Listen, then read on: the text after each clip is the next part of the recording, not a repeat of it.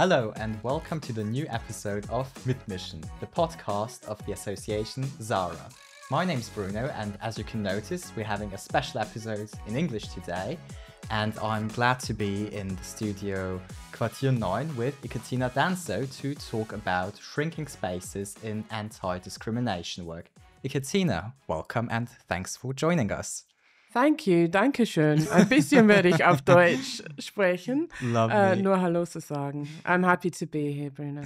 Could you introduce yourself briefly? My name is Ekaterina Danso. I use she, her pronouns. I am a human rights and anti-discrimination policy expert. I've worked many years in international organizations doing that kind of work. I'm from the UK originally and have lived in Vienna 10 years. And I am also at the moment responsible for the diversity office at the University of Applied Arts, and a poet, and do a lot of community work around queer intersectional storytelling as a poet. Amazing. So we'll dive into that in a moment. But first, we'll start off with a check-in question. Mm-hmm. So you may draw a question from our lovely turtle here. Drum roll. Drum roll. Okay. Also, it's in German, but I'll translate straight into the English. If you were in a film or series, which role or personality would you play? Oh, that's an interesting one.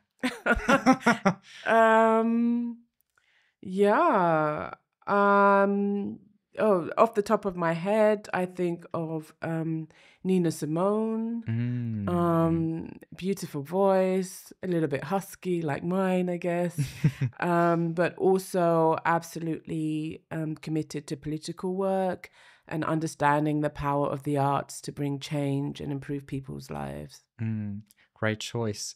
And that brings us to our topic, actually, which is, well, first of all, my question would be, regarding anti-discrimination work, particularly in Europe or in Austria, what would be your assessment of, how the current public attitude or sentiments towards anti-discrimination work is? I've had the benefit of coming to Vienna and Austria and working in EU policy for some time. We're heading towards 15 years now. And the situation has changed quite noticeably from being a topic where you really had to introduce why it was necessary over and over again, to becoming one that did and does seem to benefit from a number of strong organizations like Zara, who have committed resources to really do the research necessary and provide the advice support that is absolutely vital. But unfortunately, we seem to be coming to the next bump in the road, in that with this heightened awareness has come some kind of more strict monitoring of resources, more pressure not to speak to topics that are uncomfortable, or that may require institutions to make structural changes that they are hesitant to make. And of course, beyond Austria and Europe, the context in the US is often one that arrives here at some point. Right. In that anti-discrimination, anti-racism, inequalities discourse, intersectionality did come to a large extent through the channels of US discourse and then EU discourse, German-speaking world. Germany is quite far ahead, and then coming into Austria. And so the fact that in the US, the context has become quite hostile towards anti-discrimination work, NGOs, civil society, and organizations doing this vital work that is uncomfortable but very necessary, means that I am at the moment in a point of apprehension around what will be coming towards us with these trends of skepticism, and ultimately this becoming very mainstream, to push back against human rights, to push back against anti-racism, and what that might mean for the context of Austria in the near future. Right. So, I mean, you've mentioned that we are facing sort of a bump in the road. And when talking about such shrinking spaces, this implies to me that at some point in the past, they've been bigger and they've gotten smaller over time. So the question for me would really be, how did this happen? What was the development we've seen in the past few years that has led to these spaces being shrinking spaces? I think over the last 10 years, there has been a situation in funding in particular where organizations that work, sadly, on far-right politics or far-right policies have received very sustainable funding over decades. So they have been able to secure funding perhaps through private families, foundations, or companies, which has supported their position on politics, their skepticism and hostility and resentment towards openness, equality, diversity, multiculturalism, acceptance in general. Their resentment and fear around this has been funded on a long-term basis. In comparison, those organizations working in anti-discrimination, inequalities, be it in gender or LGBTQIA+ rights, anti-discrimination or anything to do with supporting migrants and people of different status, often are pushed into a project-driven funding structure, which requires you to have quite significant resources simply for preparing what is called in German die Anträge, so preparing proposal after proposal for 12 months. This uses up a lot of resources in navigating administrative spaces, EU funding spaces, and the similar that are extremely complex. Whilst the far right has been relieved of this kind of accountability around budget or this level of scrutiny when it comes to securing sustainable funding. And in that 10 years has strengthened, has become international in terms of links and exchange of knowledge on far-right policies and how to take these mainstream. And as we have seen in the context of Austria, also Hungary and neighboring countries, and of course with Trump in the US, this has meant that the money was there to push and make more visible very extreme and very very racist, white supremacist positions, which puts then mainstream politics under pressure to position itself, to decide how it will prioritize funding and how it will position itself in line of voters moving more and shifting more to the right. Right. I mean, so funding is absolutely crucial. I think that has become clear. And the question to me would be, when there's an absence of funding or when there are even financial cuts, as you've mentioned, there are with particularly organizations working in anti-discrimination work. What are the specific impacts, really, of such financial hardship to such organizations? Yeah.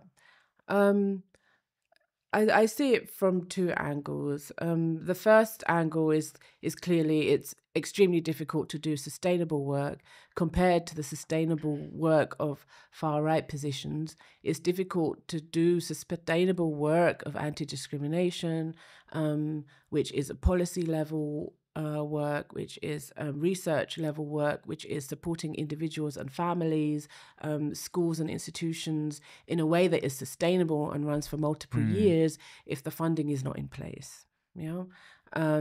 This puts high pressure on forward planning and moving in a way that is effective and strategic if the funding is project-based and very short-term.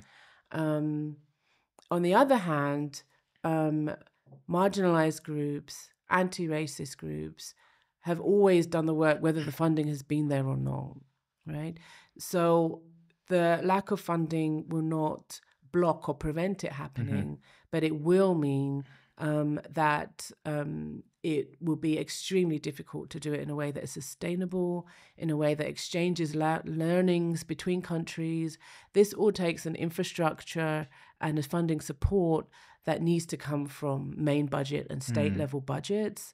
As much as we, and I also run a Verein, Hint Wien, which is very community oriented, and as much as we do as much as we can with fundraising and support donations based, this if we're going to have core functions around applications, around provisions of services, around very specialist knowledge that's essential, then we also need core funding. Yeah, absolutely. And, you've mentioned it, there is quite often a disbalance between maybe more far-right groups who have strong private funding, whereas other NGOs in, again, the anti-discrimination sector are more often than not probably dependent on state funding or these sorts of financial support. So what would you say is really to what extent are organizations dependent on politics, especially regarding the fact that a lot of the funding does depend on politics? Yeah, I think we've seen with Trump and how fast things can move, very dependent on politics. If any organization is 100% dependent on the state, which I would never suggest for an organization working on a topic that can be as where the mood of society can be as fickle as anti-discrimination, anti-racism, queer equality, LGBTQIA rights, human rights in general. This can be an area where politically the support can be extremely fickle and swing with the mood of political parties and who they think will vote for them. So I would always suggest to avoid being 100% dependent on state funding, because state funding always comes with strings attached, and then does put organizations in a position where you may need to question integrity in terms of delivering on what the state asks you for and delivering on what the representation, the communities or the people, marginalized peoples you represent need, in fact. So that's a very challenging tension space to be in. I don't know, does that answer your question? It was quite... It does to a certain extent, and what's maybe an interesting aspect is, would you say that this puts some sort of pressure on organizations to remain quote unquote neutral? Or, how does it really impact their everyday work? I think, well, for sure it puts the pressure on long-term strategic planning, which is the most effective and sustainable way of working on something like anti-discrimination, human rights, LGBTQIA equality, which is so dependent on changing minds. It's a generational work. It's not a project-based year-by-year work. Unfortunately, as I've mentioned, the budget requirements, the way they're structured, pushes many into this year-by-year work, when what we need is strategic, sustainable funding, long-term, medium-term, 5-year, 10-year, multi-generational planning. And what that means for organizations is it's very stressful. Then also to attract and secure talent, people working within these organizations are under pressure. It's very difficult then to commit for employees for how long that you'd be able to keep them on for a reasonable number of hours, which in a capitalist system, we all have bills to pay and the things. So it does mean that folks with the knowledge and the expertise may be pushed earlier than they would like out of working in civil society organizations, simply because the pressures around uncertainty when it comes to budget, uncertainty when it comes to jobs. It means in terms of programming and strategic planning longer term, that it's very difficult to do this without enough of a reassurance how much money will be in place in 5 years or 10 years. And I think it also means that we need to get clever around how we pool resources across, and expertise and knowledge is one of the most valuable resources. How we exchange and share that across countries and across organizations. Kind of similar to the way the far right has done it, across different countries and governments. Civil society, we need to see really our commonalities in different forms of oppression, and in a more cohesive way. Those of us who have the security of longer term funding support those within the ecosystem of equalities who may be in a more precarious, vulnerable position, but represent positions on equality, anti-discrimination, anti-racism, queer equality that we absolutely need for a healthy ecosystem long term. So what I get from this is that this dynamic can ultimately, endanger the very existence of such organizations, maybe even in a targeted way. Would you share that impression?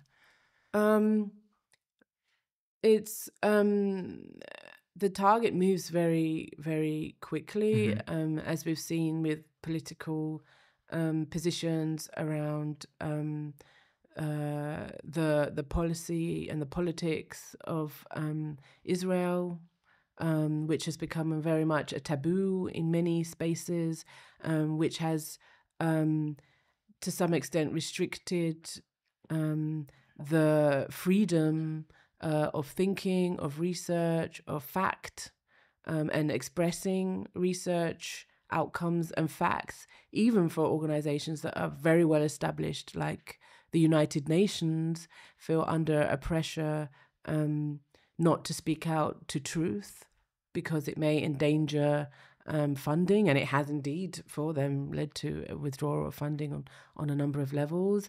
And any organization that receives state funding then is put in this precarious position of who they remain accountable to the position of the state on equalities and anti-discrimination, or independent of the position of the state, and therefore accountable to their own communities, their own marginalized groups that they represent, and to the facts of research and knowledge that expose the vulnerabilities and inequalities that this work does on anti-racism. Right. In this context, I'd maybe like to, take a step back and ask a really more basic question, because, working in the NGO sphere, I feel like, to us, it is often, we hold it to be self-evident what the value is in our work. But I also know people who'd argue, well, okay, defunding civil society doesn't sound great. But if the effect of it is that, there's one, maybe two organizations less, and maybe someone else can pick up the work, or, what's the real harm in it? So could you maybe elaborate on why it is, important and crucial to have a strong, well-funded, independent civil society? Wow, yeah. Asking the big ones. Yeah,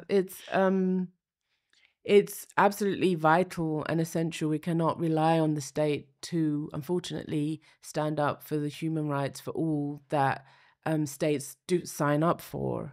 The role of civil society is one of holding states to account and maintaining the link between marginalized groups who otherwise cannot navigate or access these spaces where decisions are made, and these government level or organizations and decision makers who control budgets. And it's essential that civil society is supported in maintaining independent thinking and maintaining positions that support those who otherwise can't access decision-making processes. Insofar as, it's such a difficult question. What would happen if this funding disappears? I think it is to turn our backs as a society on being human, on being compassionate, on being inclusive, on seeing the world from another perspective, on understanding experiences that are not our own lived experience. I truly believe that it's very difficult to enjoy comfort or abundance or material wealth if we know that material wealth is leading to the destruction of the climate, the earth that we live on, the plundering and extraction from certain regions of the world, or the erasure of the experiences and harms done to certain identities of people. That's not a world that I would like to live in. And I feel that civil society is what is maintaining the states at a level of accountability, or at least trying to, on limited resources, to prevent the absolute breakdown of these factors in society. But so what can be done to really, from the perspective of an NGO, to ensure that, you stay strong and independent? How can NGOs prepare? I think there are different levels of in the civil society mix. There are different levels of organizations and sizes of organizations. So some are larger and receive larger amounts of funding, which means a certain level of rigidity. But others are medium or small organizations doing community work, and have more of an agility to change course or to be responsive.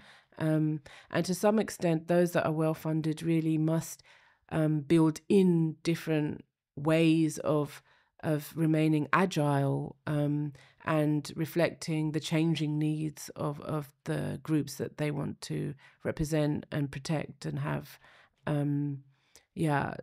work more closely perhaps with smaller community organizations, so that there is this exchange of realities, of lived realities that is ongoing. So I think staying agile in thinking and in the communities that civil society organizations work with is really important, and seeing the importance of community organizations that don't necessarily have formal funding but are doing very vital work, remaining close enough to them that their opinions, experiences and realities are part of this whole civil society infrastructure. This is really important work that larger civil society organizations can do. Right. So that's, the side of civil society organizations. And I have a feeling that, for these organizations, it is clear that this is an issue that needs to be tackled. But on the other hand, there's also, society collectively. And there's also politics and, just a more broad public. So what would you say is this broader public's role in ensuring that civil society can stay strong and independent? I think larger society can, be serious and engaged about how we vote, if we are entitled to vote. So many, at least in the context of Austria, are locked out of voting. So for those who do have access to voting, to really do that in a way that is conscious and that takes into account the realities of those who don't have access to the tool of voting. In wider society, we can organize within our communities, within groups. I'm very aware that this is a work that is often unseen, unpaid, and very tiring. So to some extent, civil society at least has the advantage often of access to budget or the resources to access budget in a way that grassroots and community level doesn't. But the work of grassroots and community level is still vital, and I would encourage people to do it in a way that is fulfilling for them.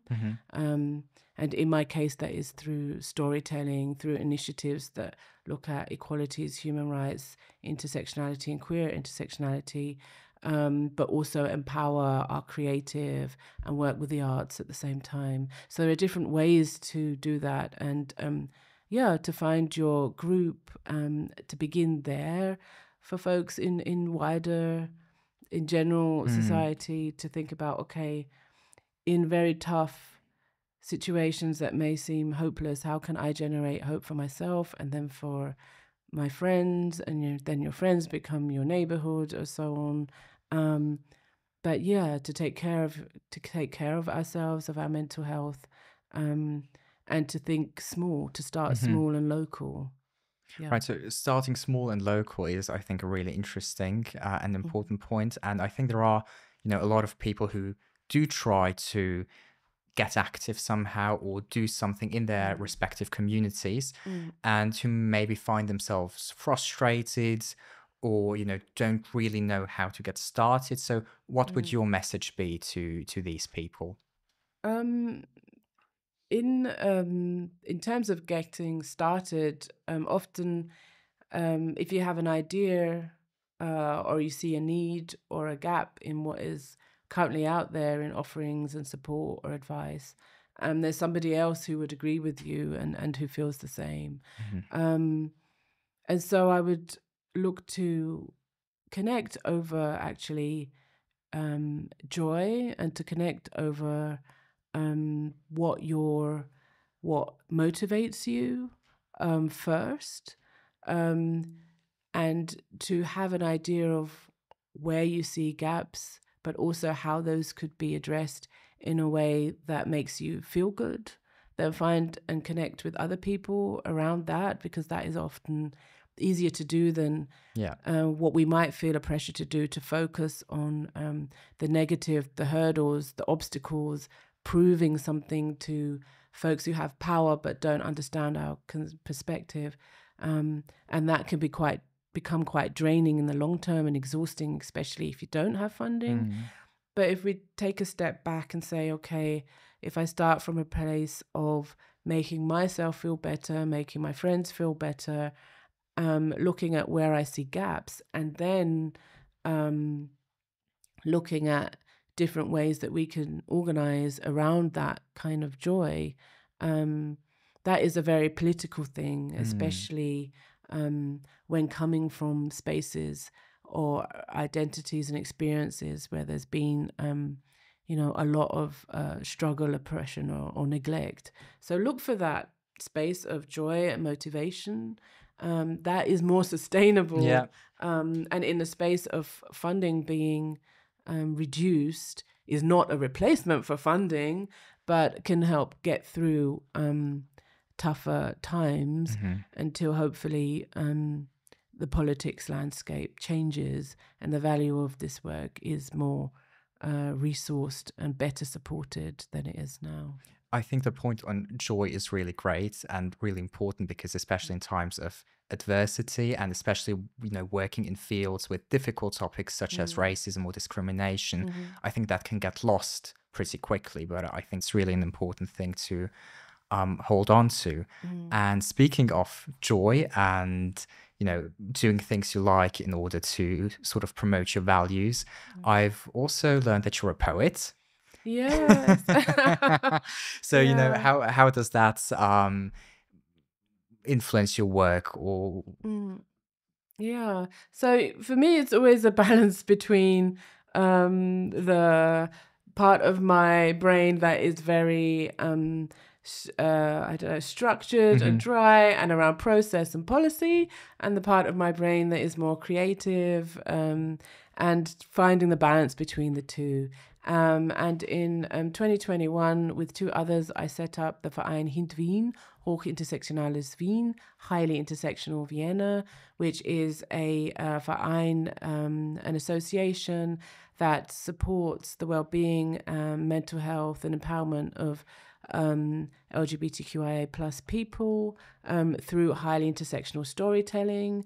We do once a year Poetry for Pride, which is like one of our performance events. We do Poetic Intuition, a three-day event in November, which is about reimagining alternatives to what we know isn't working when it comes to equalities, and being ready for, when that funding or when the resources do come through, making sure that the right identities and experiences are present in what alternatives might look like. And we meet once a month for Queer Writer Circle Vienna, as well as running a queer mutual aid fund with Villa Vida, the community cafe. And we're working, we have a number of publications, actually. Reminds me, I brought a gift for you, a small gift.